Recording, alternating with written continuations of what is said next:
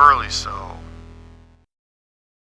Hello everybody and welcome back to Burley Sew. I'm your host Purified, and today we've got a Serger video. It's troubleshooting with my good friend Brian. He's going to give us some information on what you can do and what you can look for if you're having troubles with various issues regarding any type of Serger. So let's go take a look.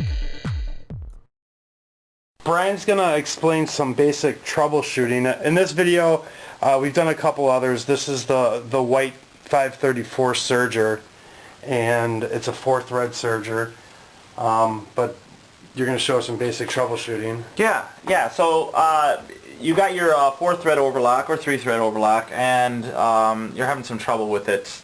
Maybe it's skipping stitches, breaking threads, shredding threads, not feeding properly, not cutting.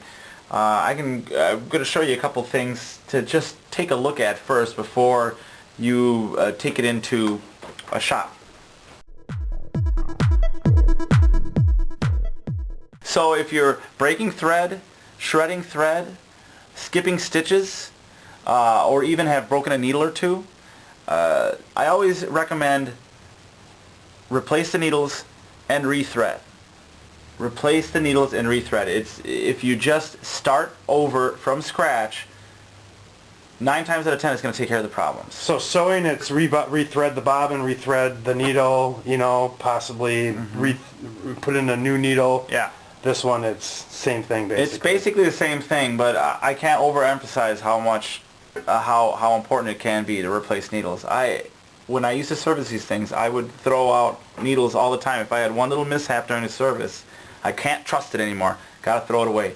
The clearances are way too close, and needles get bent ever so slightly all the time, and you can't tell by the naked eye, but they can be bent. So you should just be safe and save yourself the aggravation and put in new needles. And then rethread. And always remember to start with that upper looper thread first, and then the lower looper, and then do your needles.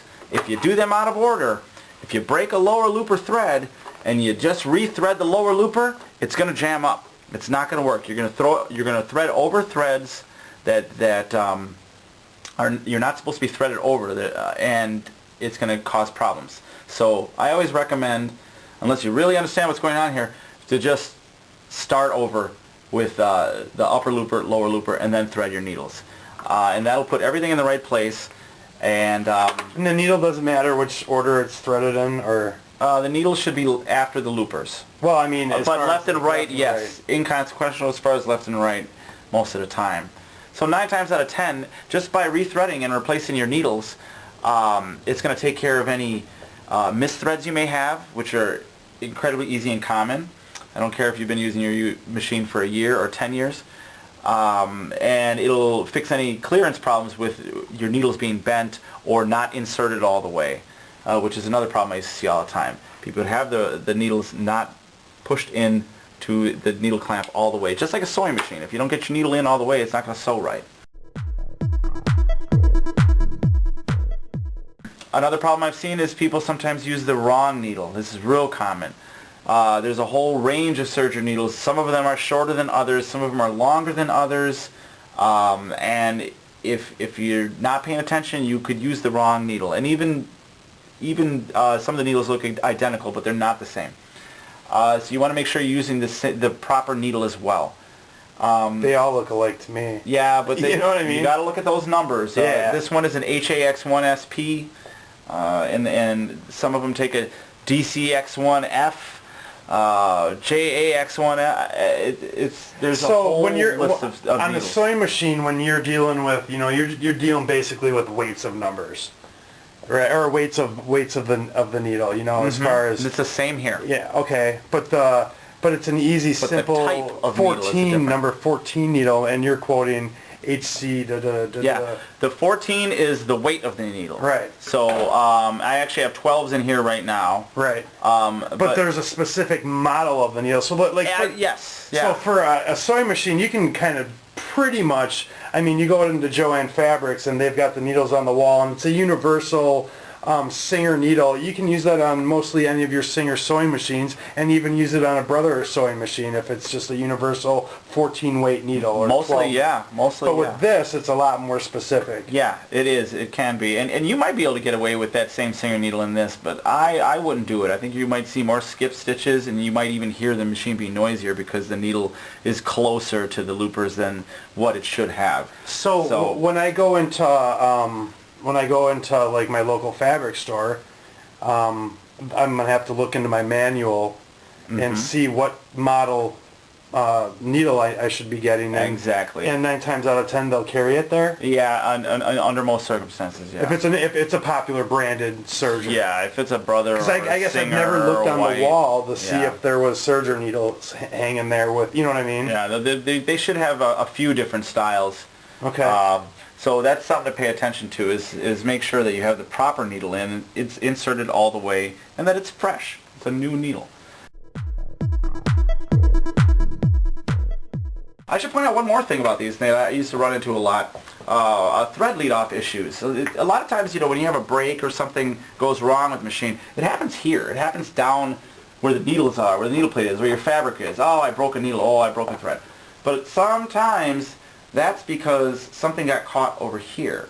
And you may not notice, but all of a sudden the machine starts pulling, but the thread is stuck and snap. Sometimes these threads get wrapped around their thread stand. Sometimes people will use a spool, and the spool will have a rough edge on it, and the thread will get caught as it's pulling off of the thread, off of the spool. So you have to look at your thread lead off as well. And make sure that you're not getting caught along the way because of it pulling off of here improperly. Sometimes some threads tend to get a curl on them. Some of them are much worse than others. If you can see that little curl I just created. Sure, yeah. Sometimes those get sucked into tensions and thread guides. So that's a lead-off issue then. And cause the thread to snag and stop, and then that'll cause a break or screw up your tension. If you got a cone that doesn't behave properly like that, you can get a cone net to put over it that just kind of lightly only allows just what the machine is asking for, and it doesn't allow a bunch of extra to come off. So those little curls, they can get snagged here. Sometimes if we're not paying attention, this stuff can get wrapped around here and cause a problem. Even having your stand off is going to cause a problem. It pulls off really hard on that side, but it falls off on this side. And it's hard. So you may get a wavering of tension in this case, or it may even break threads. So pay attention to your thread lead off as well. You could have inferior thread if you're breaking thread a lot. So you may want to try new thread. I've seen old spools of thread where it just gets weak.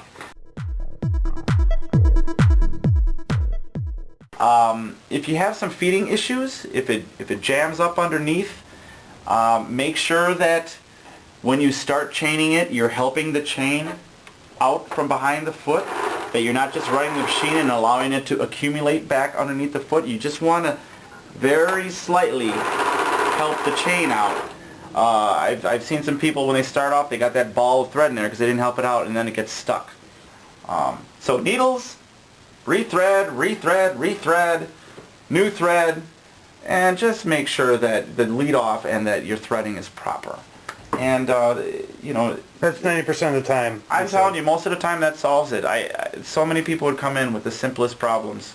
And then we've got a video out there where you were showing how you adjusted the tension on this one, and at that time there was a slight issue with the machine as far as not being perfect, but it needs some tweaking. It's mostly working right, but it needs a little bit of tweaking to get that stitch to look just perfect. So yeah.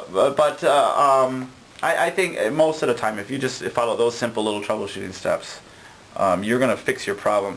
It's just the biggest problem is that it can be frustrating when something goes wrong, because you realize that you kind of have to just take a breather. So I just want to thank you, Brian, for your time once again. It's always great to have you on the show, taking your time. We've got a couple videos out there if you haven't seen any of them yet. And I just want to say thanks everybody for tuning in. Leave your comments below, share the video with your friends. I know a lot of users out there are brother users, but I've been getting Serger questions. If you have somebody in another community that you're involved in, or a relative or whatever, certainly share the video. We try to do something that's kind of covering everything. I'm Purified, and this is Burley So. Well, that's another episode of Burley So. Thanks for tuning in, everybody. I hope you guys enjoyed the video. If you haven't subscribed yet, please do. A lot of good videos coming yet. We have one that comes out every Friday. Leave your comments below. Share the video with your friends. I'm Purified, and thanks for watching Burley So.